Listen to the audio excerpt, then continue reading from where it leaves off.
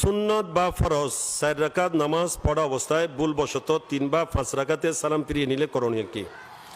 4 রাকাত বিশিষ্ট নামাজ যেটা আপনি নিয়ত করেছেন 4 রাকাতের, এটা যদি ভুলবশত তৃতীয় রাকাতে সালাম ফিরিয়ে ফেলেন, যেহেতু শুধু ফরজ নামাজ আছে যে 3 রাকাত মাগরিবের, নফল কোনো নামাজ 3 রাকাত নেই। নফল বলতে সুন্নত নফল সবগুলো একই হুকুম, এগুলা বাবুর নওয়াফিলের অন্তর্ভুক্ত। তো এই জন্য 3 রাকাত কোনো নফল নামাজ নাই, তাই এই নামাজ হবে না।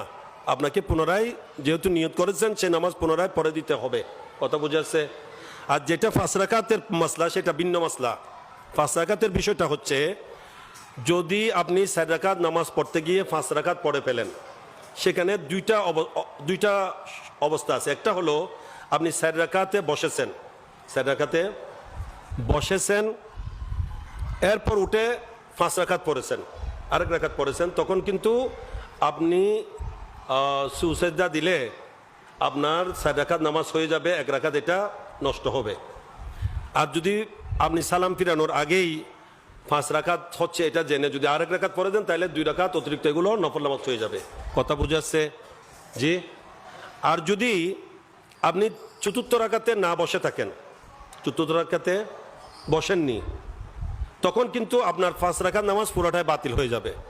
কারণ শেষ বৈঠক যেটা, এটা ফরজ ছিল। এটা কি ছিল? ফরজ। এটা কি হয়ে গেছে? আপনার ফৌত হয়ে গেছে। ফরজ ফৌত হয়ে গেলে আর নামাজ থাকে না। কথা বুঝে আসছে? আল্লাহু আলম।